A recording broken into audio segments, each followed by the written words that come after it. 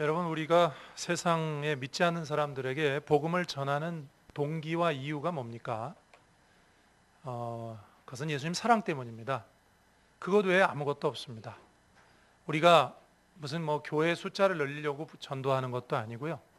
또 무슨 다른 이익을 보려고 전하는 것이 아니라 우리가 세상에 복음을 전하는 이유는 단 한 가지입니다. 우리가 주님의 그 크신 구원의 은혜를 입었고 그 은혜를 믿지 않는 세상 사람들도 받았으면, 그들도 예수 믿고 천국 갔으면 하는 마음밖에 없습니다. 세상 사람들은 이걸 종종 오해합니다. 우리가 전도하면요, 뭘 바래서 그러는 줄로 압니다. 저는 실제로 그런 얘기 들은 적이 있습니다. 전도하니까 교회 헌금하게 해서 내 재산을 좀 뺏어가려고 그러는 것이 아닌가, 교회가 뭐 좀 바라는 게 있어서 나한테 그러는 게 아니냐, 이렇게 표현하는 분도 저는 본 적이 있습니다. 정말 큰 오해죠. 우리가 뭘 바래서 세상에 복음을 전하는 것은 아닙니다. 우리가 주님의 그 끝없는 사랑을 입었기 때문에 어떻게든 믿지 않는 자들도 우리와 같은 사랑을 받고 예수를 믿고 이 땅에서 행복한, 참 예수 안에 참 행복을 찾고 믿음 안에 살다 천국 가자, 그런 이유와 동기 때문에 전하는 것이지, 그 외에 우리가 무슨 이유가 있습니까, 여러분? 우리가 그들에게 뭔가 금전적인 어떤 이유라든지 아니면 어떤 다른 이유가 있어서 복음을 전합니까? 그런 건 전혀 없습니다. 만약 그런 사람이 있다면 그건 잘못된 것이죠. 그래서 우리가 복음을 전하는 동기는 단 한 가지입니다. 예수님의 사랑. 바울이 고백했던 것처럼 그 사랑이 우리를 강권하시는도다. 그래서 바울은 30년 넘게 선교사로 살았던 겁니다. 바울이 여러분 예수 믿어가지고 좋아진 거 있습니까? 바울은 오히려 나빠졌어요. 바울은 원래 로마 시민권자고 집도 잘 살았어요. 그는 예수 믿고 망한 사람입니다. 세상식으로 말하면. 예수 안 믿었으면 잘 먹고 잘 살았을 거예요. 근데 예수 믿고 30년 내내 돈 다니면서 고생하고 매맞고 그의 인생이 보여주는 게 뭡니까? 딱 하나라고요. 그냥 나는 다른 거 바라는 게 없다. 너희 믿지 않는 자들아, 예수 믿고 정말 참 기쁨을 찾았으면 좋겠다. 예수의 사랑이 그를 강권했던 것입니다. 우리가 지난주에 새생명 축제를 마쳤는데요, 여러분, 우리가 믿지 않는 분들에게 복음을 전합니다. 그런 마음뿐입니다. 그들은 계속 오해합니다. 그래도 뭔가 있어서 저 교회가 좀 더 교세를 늘리려고 저러는 거 아니냐, 정말 오해십니다. 우리는 그들에게 계속해서 그들이 그런 오해를 하든 말든, 우리는 오늘 말씀을 통해서 제가 말씀드리겠는데, 우리는 주님의 그 끝이 없는 사랑을 받았기 때문에 우리도 그들에게, 여러분, 우리가 죽는 그날까지, 우리의 목숨이 다하는 그날까지 그들에게 복음을 전하고요, 그들이 안 받아들이고 지옥을 가면 그 순간까지 우리는 끝까지 복음을 전하는 것입니다. 여러분, 주님의 사랑이 동기가 되셔서 여러분 새생명 축제가 끝났지만 계속해서 복음을 전하실 수 있기를 주님의 이름으로 축원합니다. 주변 사람이 한두 번 거절했다고 그냥 끝내시지 마시고, 거절하면 어때요? 다 거절하는 게 당연합니다. 계속 또 얘기하는 것이고, 또 얘기하는 거, 볼 때마다 얘기하고. 어떤 목사님이 그러시더라고요. 계속 뭐라 그러길래 계속 볼 때마다 인사를 했더니 감동을 받아가지고 나중에 교회 오신 분도 계시다 그러더라고요. 우리 주님의 사랑을 통해서 우리가 그 사랑을 입었기 때문에 오늘 저는 그래서 여러분과 함께 그 끝이 없는 주님의 사랑이 어떤 것인가 한번 나눠보려고 합니다. 자, 오늘 말씀은요, 가룟 유다에 대한 말씀이죠. 예수님이 잡히시기 전날 밤에 성만찬을 행하십니다. 유다에게 떡을 찍어주면서 네가 할 일을 해라. 그때 유다는 사탄이 들어와서 예수를 팔러 나가는 대목인데요, 오늘 이 가룟 유다를 통해서 오늘 말씀을 좀 생각해 보겠습니다. 첫 번째 오늘 생각하려고 하는 것은, 우리 주님은요, 멸망받을 자도 사랑하시는 주님이십니다. 여러분, 제가 언젠가 이런 생각을 한번 해봤습니다.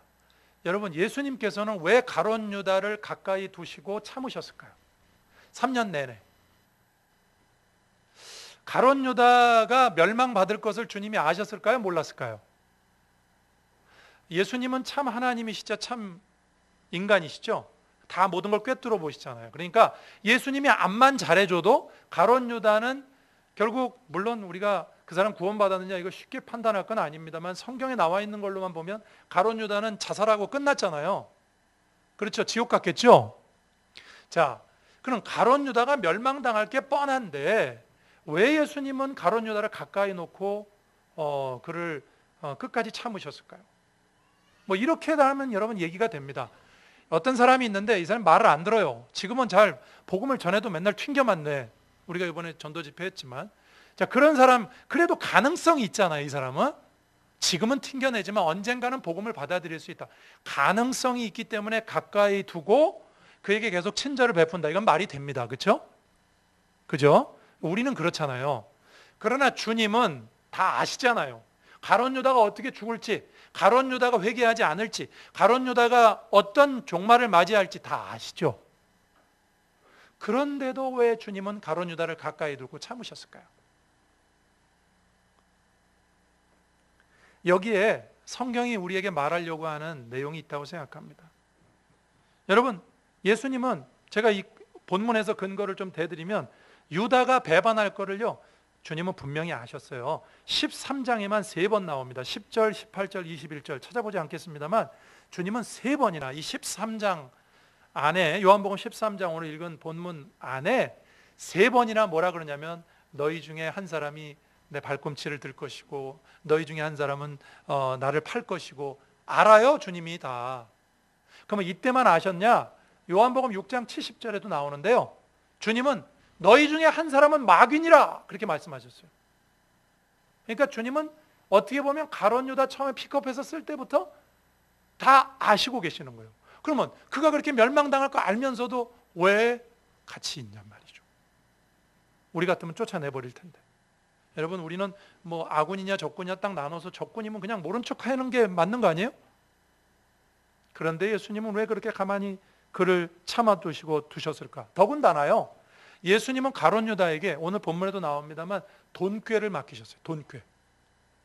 여러분 주변에서 어떤 사람에게, 여러분 뭐 회사를 하시는다든지 아니면 여러분 뭐 친목회 모임도 마찬가지고, 여러분이 속해 있는 모임에서 회계를 맡기는 사람 보통 어떤 사람입니까? 믿을 만한 사람한테 맡기는 거잖아요. 그죠?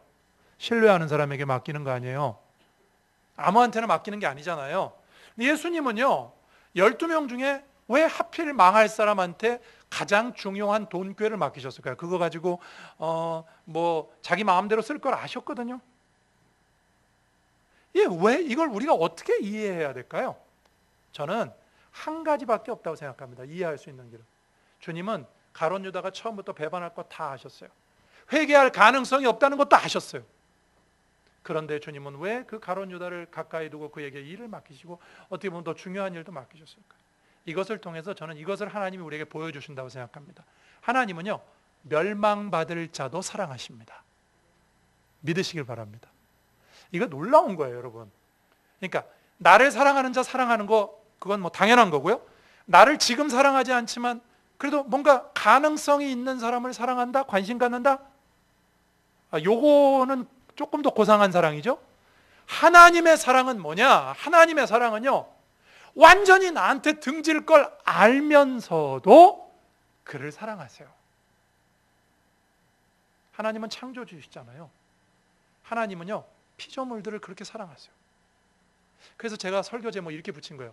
끝이 없는 사랑.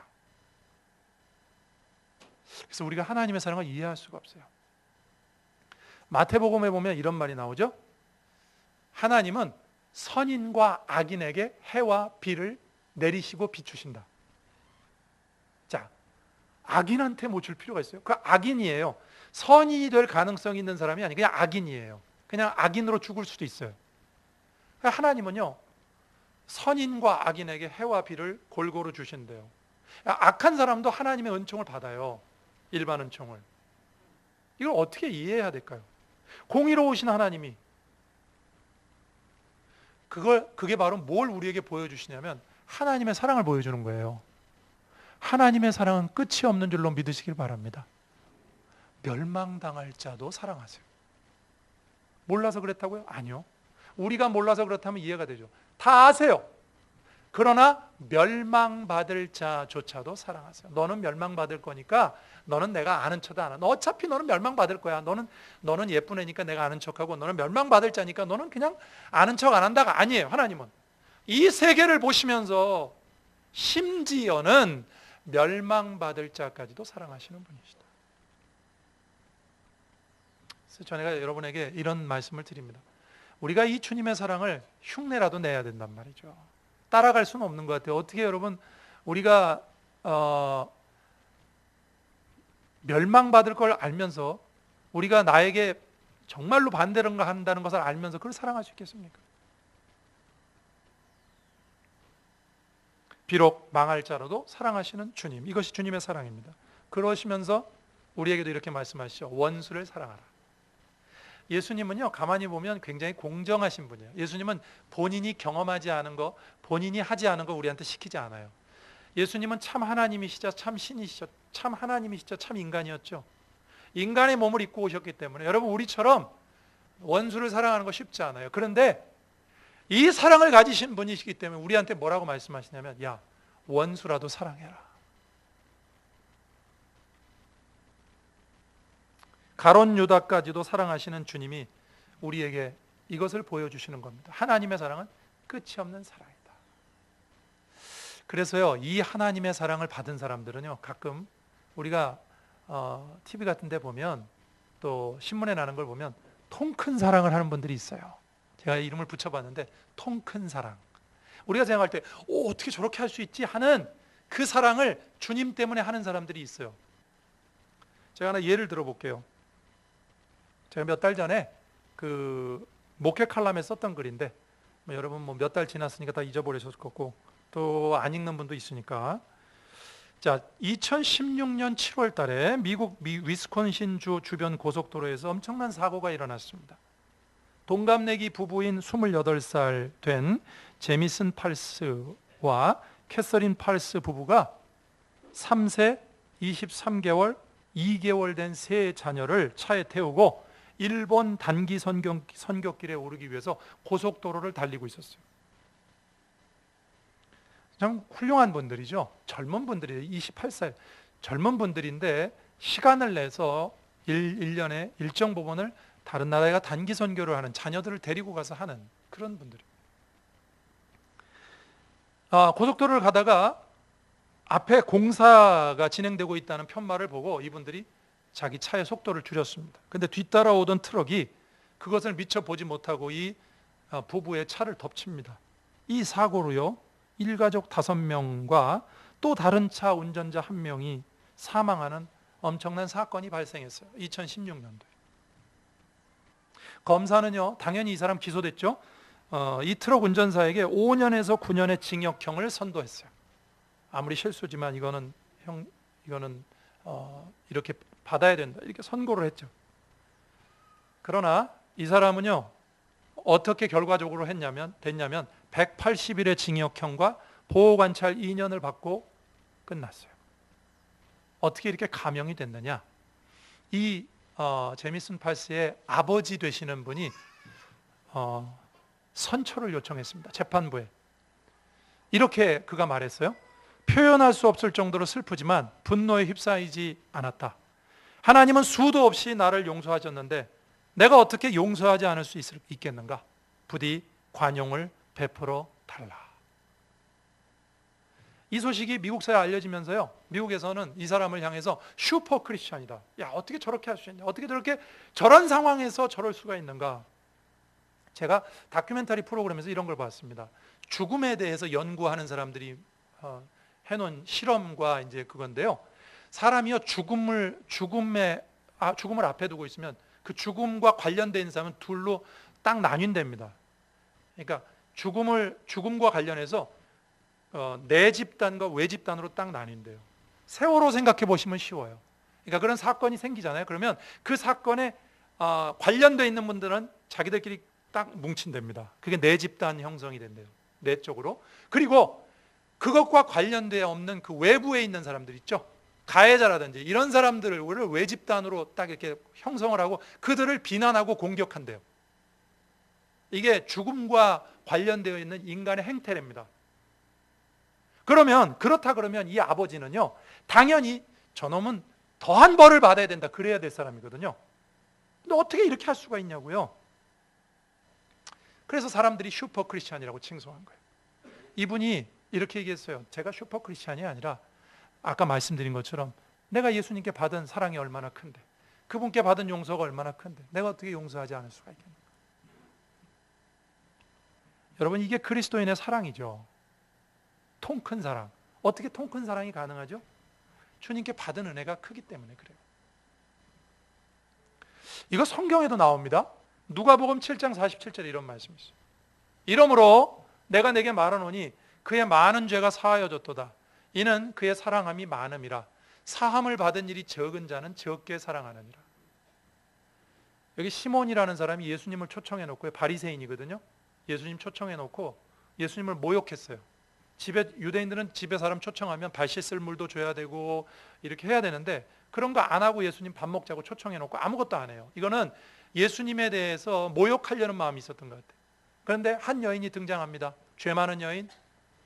그 여인은요, 예수님의 발을요 눈물로 적시고 머리털로 발을 닦고요, 그리고 거기다가 비싼 기름을 붓습니다.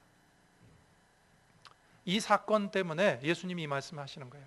여기 47절 마지막 부분에 이런 말이 있죠. 사함을 받은 일이 적은 자는 적게 사랑한다. 이거 시몬을 가르치는, 바리새인을 가르치는 얘기입니다. 여러분, 바리새인과 세리의 기도 기억나십니까? 예? 바리새인은 이러잖아요. 하나님, 제가 이렇게 잘했지 않습니까? 이렇게 기도하고, 세리는 저는 죄인입니다 하고 납작 엎드리죠.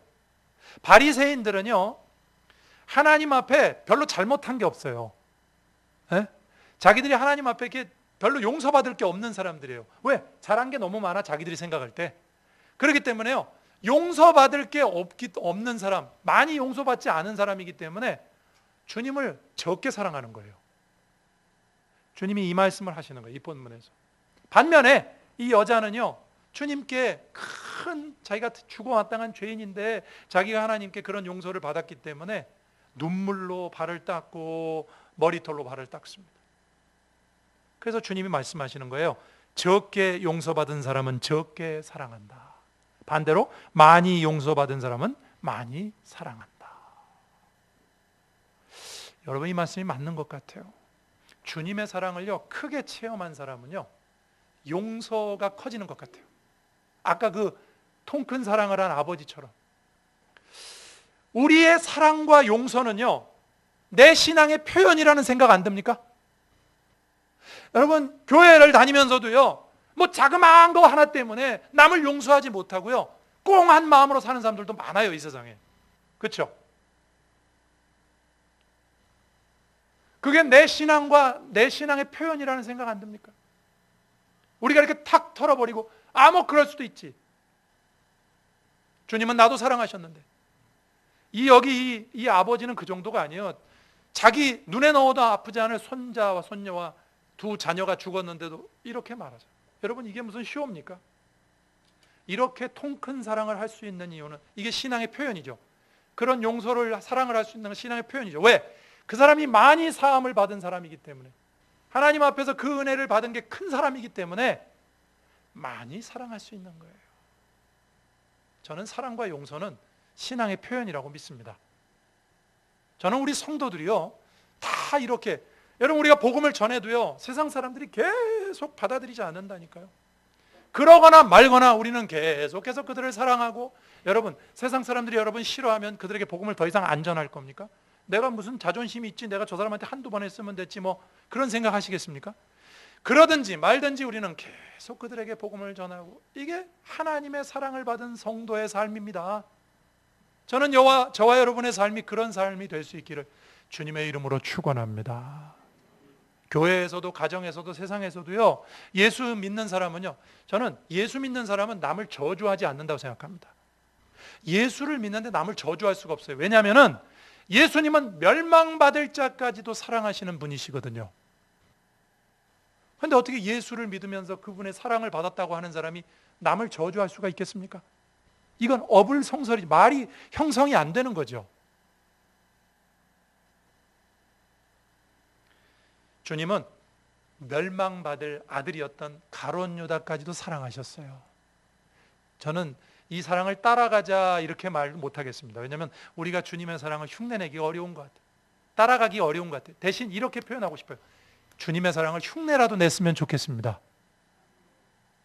우리의 마음이 정말 주님의 사랑을 정말 입었다면, 그 사랑을 우리가 정말 깨달았다면, 세상에 대해서 우리가 그런 통 큰 사랑을 보일 수밖에 없는 것이 저는 그리스도인의 삶이라고 믿습니다. 비록 저는 우리가 다 육신의 몸을 입고 있지만 온 마음 교회에 나와서 함께 신앙생활하는 우리 귀한 성도들은 이런 사랑이 있어서 교회 안에서도 교회 밖에서도 정말 세상을 가슴에 품을 수 있는 귀한 성도들 되시기를 주님의 이름으로 축원합니다. 그것이 바로 끝이 없는 사랑을 보여주신 하나님 아버지의 자녀의 모습이라고 저는 믿습니다. 두 번째입니다. 오늘 본문에 보면 또 이런 말씀이 나와 있습니다. 주님의 일의 현장에 사탄의 시험이 있다. 우리가 하나님의 끝이 없는 사랑으로 세상을 사랑하고 주의 일을 하고 감당하고 헌신하고 이렇게 하지만 또 한편으로는 알아야 됩니다. 그렇게 우리가 주님 앞에 헌신하고 살려고 하면요, 또 시험이 있습니다. 27절 보겠습니다. 이런 말씀이 있어요.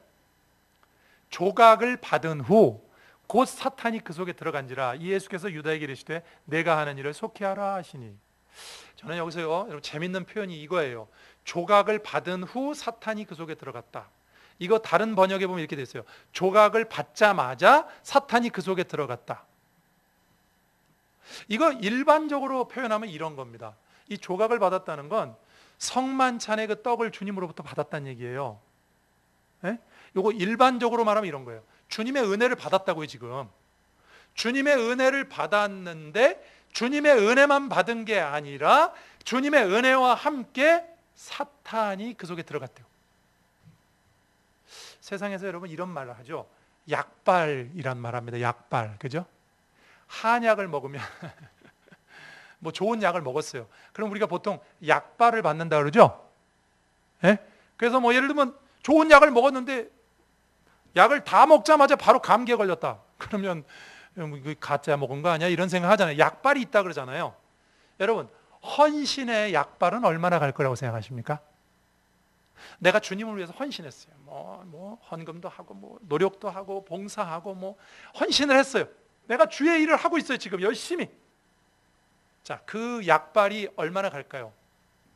내가 지금 주님의 일을 하고 있으니까, 주님께 충성하고 있으니까 사탄이 일주일 동안은 안 건드릴 것 같습니까? 한 열흘은 갈 것 같아요, 약발이? 헌신에는 약발이 없습니다. 무서운 건 뭐냐면요, 오늘 본문이 우리에게 보여주는 건 그거예요. 주님의 은혜를 받은 그 현장이 바로 사탄이 그 속에 들어가는 현장이에요.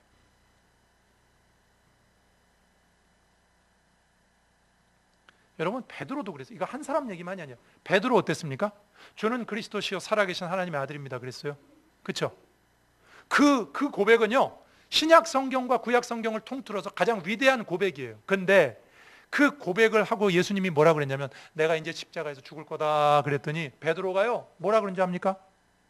주님, 그럴 수가 없어요. 거기 보면 항변하여 가로되 그랬어요. 그 항변하여라는 말의 뜻은요, 주님을 가볍지만 꾸짖었다는 뜻입니다. 말도 안 되는 소리 하지 마세요. 주님 지금 잘 나가고 있는데, 지금 분위기 좋은데 왜 그런 소리 하세요? 주님을 꾸짖습니다. 예수님이 뭐라고 하셨죠 그때? 사탄아 물러가라 그랬죠. 방금 전에 위대한 고백을 했다니까요. 그런데 그 위대한 고백 하자마자, 오늘 본문으로 하면 조각을 받자마자, 위대한 고백을 하자마자 사탄이 그 속에 들어갔어요. 그래서 예수님이요, 베드로 보고 사탄이라 그러는 게 아니에요. 베드로 속에 있는 사탄 보고 물러가라 그러는 거예요. 주님의 일을 그만두고 한참 지났을 때 믿음이 떨어져서 사탄이 우리 속에 들어오는 게 아니라 주님의 일을 지금 한창 하고 있어요. 제가 목사 일을 하고 있고 뭐 한참 하고 있는 시점에 사탄은 내 속에 들어와서 섭섭한 마음도 넣고, 내 속에 들어와서 잘못된 마음도 넣고, 내 속에 그 일을 못하도록, 오늘 본문이 우리에게 그것을 보여줘요. 내가 주님을 위해서 헌신하고 살아가려고 할 때, 주님의 그 끝없는 사랑으로 정말 많은 사람들과 함께 살아가려고 해도, 그렇게 좋은 마음을 먹어도요, 사탄이 나를 가만두지 않습니다. 그래서 저는 여러분에게 이런 말씀을 드립니다. 여러분, 내가 하는 일이 내 신앙을 지켜주지 못합니다. 내가 지금 뭐 목사요, 장로요, 그러면 목사가 제일 지킴을 받아야지. 저는 눈만 뜨면 성경 말씀 생각하고 설교하고 새벽기도부터 설교하고, 그냥 목사들 중에 타락한 사람이 얼마나 많아요. 자기가 하는 일이 자기 자신의 신앙을 지켜주지 못합니다. 목사, 장로 뭐 더 조심해야죠. 더 조심해야 돼요. 이런 사람은 왜? 넘어지기가 더 쉬워. 뭘 좀 했다 이렇게 생각하기 때문에, 뭘 안 했다 그런 사람들은 좀 난데, 했다 생각하는 사람은 조금만 건드리면 금방 섭섭해져요. 그냥 금방. 내가 그래도 이 교회 이만큼 했는데 이렇게밖에 안 해주고.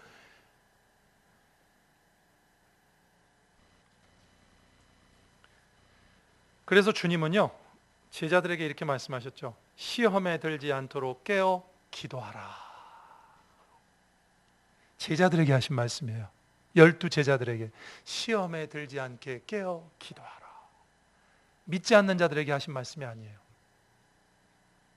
요즘도 여러분 한국 교회, 뭐 우리가 여러 번 얘기합니다만, 한국 교회 안에 지금 그 주님의 일을 하는 한 복판에서 사탄의 놀이개의 역할을 하고 있는 사람이 얼마나 많아요. 자기의 그걸 위해서 교회를 분열시키고, 교회가 싸움을 하더라도 나는 내 지분을 찾아야 되겠고, 내가 이 교회를 뭐 했는데 내가 지분을 찾아야 돼. 주의 일을 하고 있는 한 복판에서 사탄의 놀이개의 역할을 하고 있는 거예요. 이상하지 않아요, 저는. 왜냐하면 여기 이 말씀이 있어요. 조각을 받자마자 사탄이 그 속에 들어갔다. 주님의 은혜를 받자마자 사탄이 그 속에 들어갔다.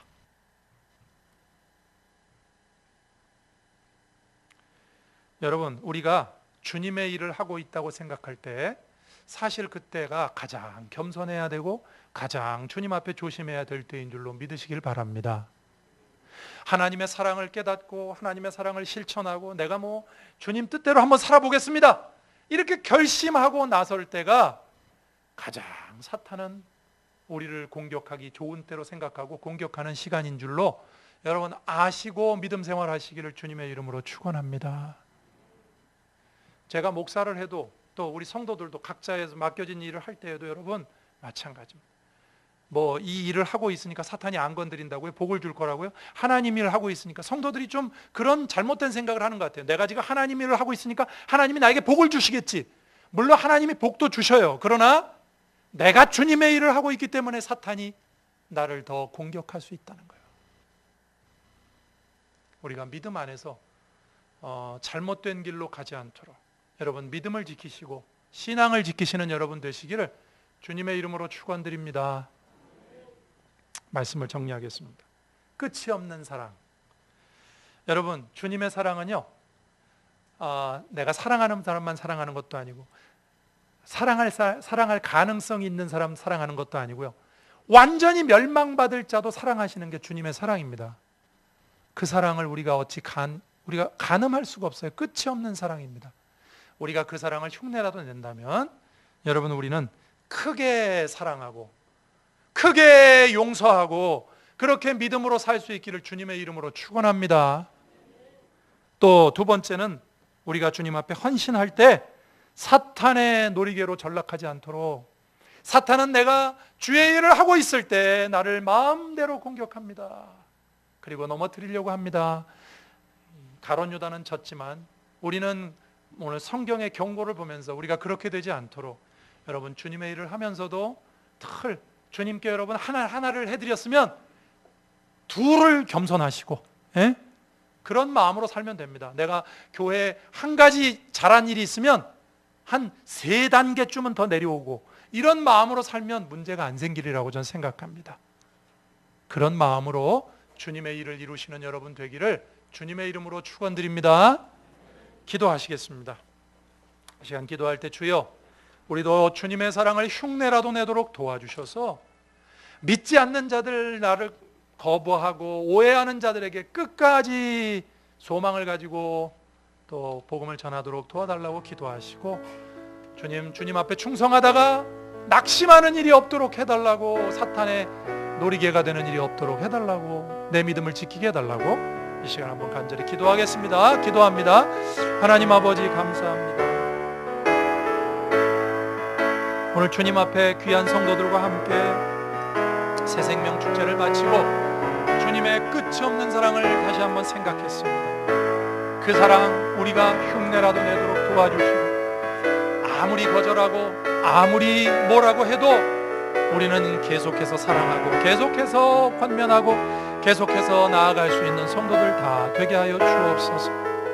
주님 앞에 헌신할 때 또 한 가지 저희가 조심할 것은 사탄이 우리를 마구 헤집어 놓으려고 하고 주님 앞에 헌신하는 그 시간을 악의 시간으로 삼으려고 한다는 사실을 깨닫습니다. 우리 성도들 믿음으로 이겨내고 끝이 없는 하나님의 사랑을 세상에 전파하며 통큰 용서와 사랑으로 살아가는 귀한 성도들 다 되도록 인도하여 주옵소서. 하나님 아버지 감사합니다. 하나님의 사랑이 우리의 사랑 되기를 감히 요청드립니다. 우리도 하나님처럼 흉내내고 사랑할 수 있도록, 흉내라도 낼 수 있도록 하나님 도와주옵소서. 우리의 힘으로는 부족하오니 성령께서 도와주시고, 주님, 우리가 주님의 일을 할 때 더욱 조심스럽게 주의 일을 감당하며 주님을 따라갈 수 있도록 인도하여 주옵소서. 예수님 이름으로 기도드립니다. 아멘.